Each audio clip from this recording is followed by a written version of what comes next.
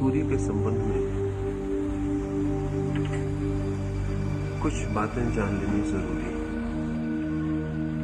सबसे पहले तो ये बात जान लेनी जरूरी है कि वैज्ञानिक दृष्टि से सूर्य से समस्त सौर परिवार का, मंगल का, बृहस्पति का, चंद्र का, पृथ्वी का जन्म हुआ है। ये सब सूर्य के ही अंग हैं। फिर पृथ्वी पर जीवन का जन्म हुआ, पौधों से लेकर मनुष्य तक। मनुष्य पृथ्वी का अंग है, पृथ्वी सूरज का अंग है। अगर हम इसे ऐसा समझें, एक मां है, उसकी एक बेटी है और उसकी एक बेटी है। उन तीनों के शरीर में एक ही रक्त प्रवाहित होता है। उन तीनों के शरीर का निर्माण एक ही तरह के सेल्स से, एक ही तरह के कोशिकाओं से होता है। और वैज्ञानिक एक शब्द का प्रयोग करते हैं, एम्पैथी का। जो चीजें एक से ही पैदा होती हैं, उनके भीतर एक अंतर समानुभूति होती है। सूर्य से पृथ्वी पैदा होती है, पृथ्वी से हम सबके शरीर निर्मित होते हैं। थोड़ा ही दूर फासले पर सूरज हमारा महापिता है।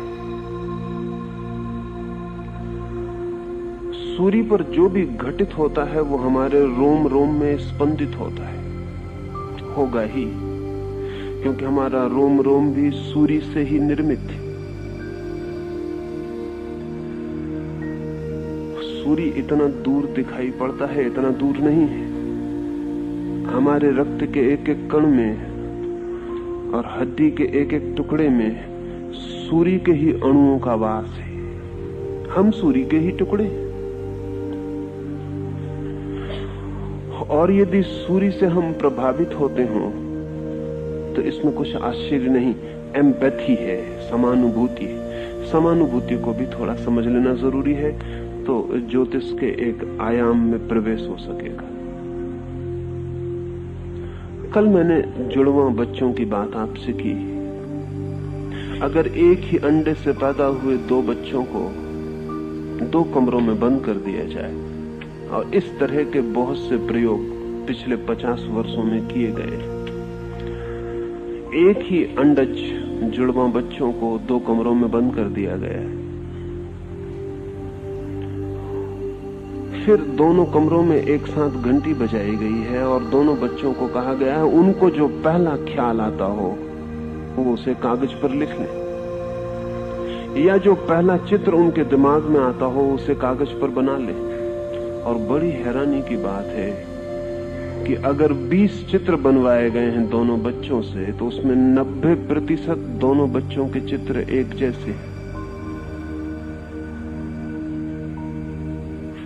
उनके मन में जो पहली विचारधारा पैदा होती है, जो पहला शब्द बनता है या जो पहला चित्र बनता है, ठीक उसके ही करीब वैसा ही विचार और वैसा ही शब्द दूसरे जुड़वा बच्चे के भीतर भी बनता और निर्मित होता है। इसे वैज्ञानिक कहते हैं एम्पैथी। इन दोनों के बीच इतनी समानता है कि ये एक से प्रतिध्वनित होते हैं। इन दोनों के भीतर अनजाने मार्गों से जैसे जोड़ है, कोई कम्युनिकेशन है। सूर्य और पृथ्वी के बीच ऐसा ही कम्युनिकेशन है, ऐसा ही संवाद है, प्रतिपल। और पृथ्वी और मनुष्य के बीच भी इसी तरह का संवाद है, प्रतिपल। तो सूर्य, पृथ्वी और मनुष्य, उन दोनों के, तीनों के बीच निरंतर संवाद है, एक निरंतर डायलॉग है। लेकिन वो जो संवाद है, डायलॉग है, वो बहुत गुह है और बहुत आंतरिक है और बहुत सूक्ष्म है। उसके संबंध में थोड़ी सी बातें समझेंगे तो ख्याल में आएगा। अमेरिका में एक रिसर्च सेंटर है, ट्री रिंग रिसर्च सेंटर। वृक्षों में जो वृक्ष आप काटें तो वृक्ष के तने में आपको बहुत से रिंग्स, बहुत से वर्तुल दिखाई पड़ेंगे। फर्नीचर पर जो सौंदर्य मालूम पड़ता है वो उन्हीं वर्तुलों के कारण है। 50 वर्ष से ये रिसर्च केंद्र वृक्षों में जो वर्तुल बनते हैं उन पर काम कर रहा है। प्रोफेसर डगलस अब उसके डायरेक्टर हैं, जिन्होंने अपने जीवन का अधिकांश हिस्सा वृक्षों में जो वर्तुल बनते हैं, चक्र बन जाते हैं, उन पर ही पूरा व्यय किया है। बहुत से तथ्य हाथ लगे हैं। पहला तथ्य तो सभी को ज्ञात है साधारणता कि वृक्ष की उम्र उसमें बने हुए रिंग्स के द्वारा जानी जाती, क्योंकि प्रति वर्ष एक रिंग वृक्ष में निर्मित होता है। एक छाल वृक्ष छोड़ देता है, अपनी चमड़ी छोड़ देता है और एक रिंग निर्मित हो जाता है। वृक्ष की कितनी उम्र है, उसके भीतर कितने रिंग बने हैं, इनसे तय हो जाता है। अगर वो 50 साल पुराना है, उसने 50 पतझड़ देखे हैं, तो 50 रिंग उसके तने में निर्मित हो जाते हैं। और हैरानी की बात यह है कि इन तनों पर जो रिंग निर्मित होते हैं वो मौसम की भी खबर देते हैं। अगर मौसम बहुत गर्म और गीला रहा हो तो जो रिंग है वो चौड़ा निर्मित होता है। अगर मौसम बहुत सर्द और सूखा रहा हो तो जो रिंग है वो बहुत सकरा निर्मित होता है।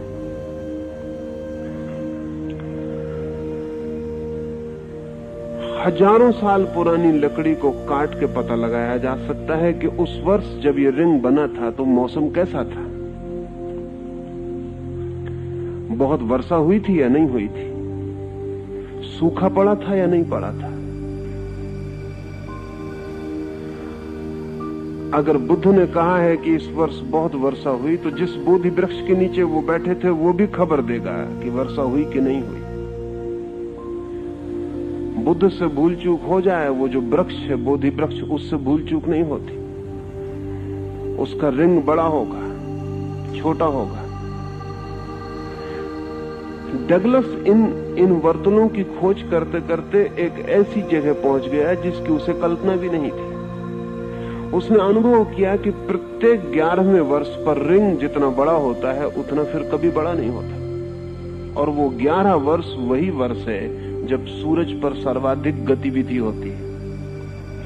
हर 11वें वर्ष पर सूरज में एक रिदम, एक लयबद्धता है। हर 11 वर्ष पर सूरज बहुत सक्रिय हो जाता है, उस पर रेडियो एक्टिविटी बहुत तीव्र होती है।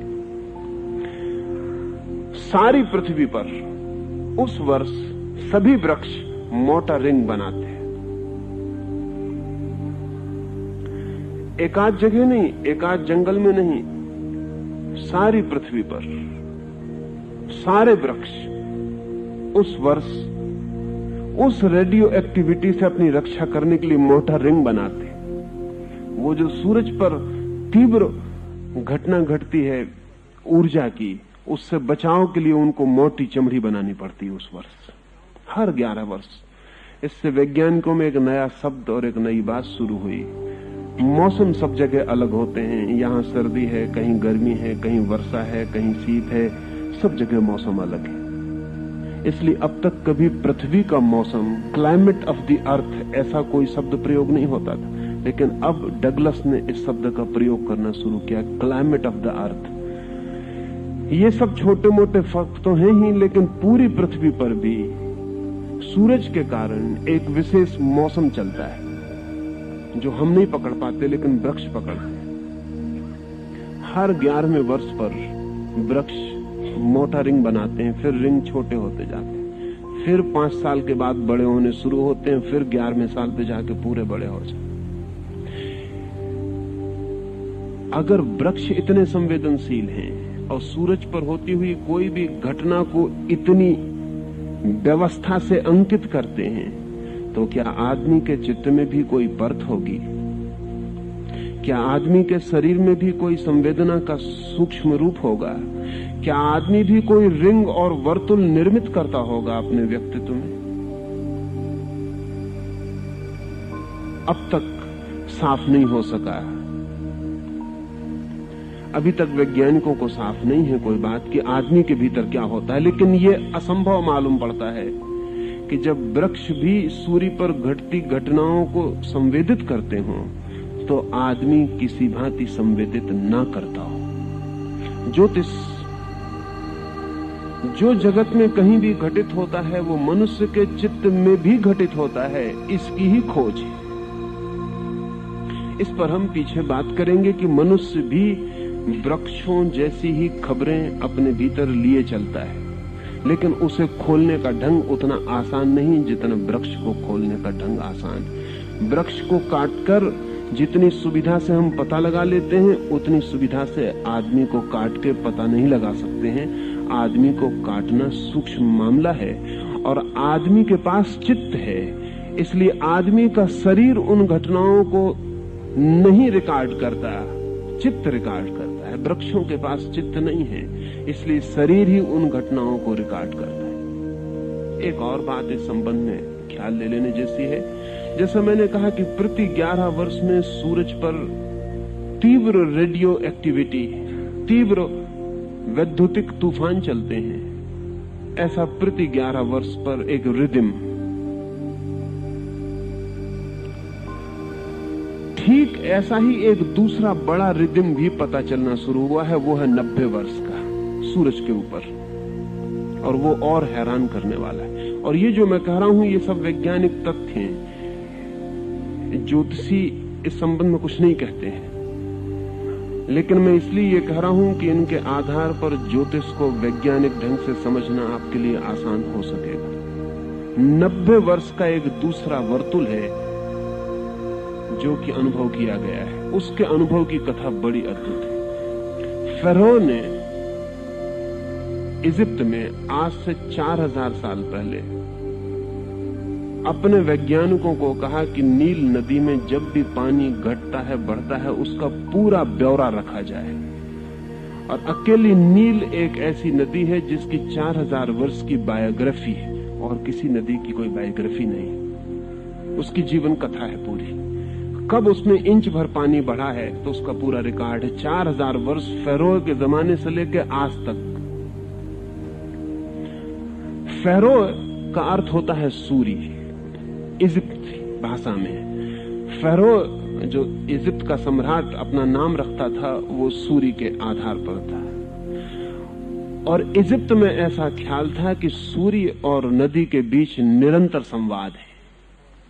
तो फेरो जो कि सूर्य का भक्त था उसने कहा कि नील का पूरा रिकॉर्ड रखा जाए। सूर्य के संबंध में तो हमें अभी कुछ पता नहीं है, लेकिन कभी तो सूर्य के संबंध में भी पता हो जाएगा, तब ये रिकॉर्ड काम दे सकेगा। तो 4000 साल की पूरी कथा है नील नदी की।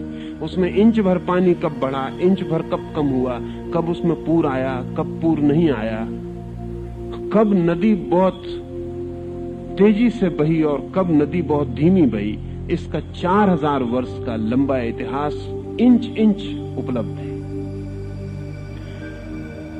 इजिप्ट के एक विद्वान तस्मान ने पूरे नील की कथा लिखी और अब सूर्य के संबंध में वो बातें ज्ञात हो गईं जो फेरो के वक्त ज्ञात नहीं थी और जिसके लिए फेरो ने कहा था प्रतीक्षा करना। इन 4000 साल में जो कुछ भी नील नदी में घटित हुआ है वो सूरज से संबंधित है। और 90 वर्ष की रिदम का पता चलता है। हर 90 वर्ष में सूर्य पर एक अभूतपूर्व घटना घटती है। वो घटना ठीक वैसी ही है जिसे हम मृत्यु कह सकते हैं या जन्म कह सकते हैं। ऐसा समझ लें कि सूर्य 90 वर्ष में 45 वर्ष तक जवान होता है और 45 वर्ष तक बूढ़ा होता है। उसके भीतर जो ऊर्जा के प्रवाह बहते हैं वो 45 वर्ष तक तो जवानी की तरफ बढ़ते हैं, क्लाइमेक्स की तरफ जाते हैं। सूरज जैसे जवान होता चला जाता है और 45 साल के बाद ढलना शुरू हो जाता है, उसकी उम्र जैसे नीचे गिरने लगती है और 90 वर्ष में सूर्य बिल्कुल बूढ़ा हो जाता है। 90 वर्ष में जब सूर्य बूढ़ा होता है तब सारी पृथ्वी भूकंपों से भर जाती है। भूकंपों का संबंध 90 वर्ष के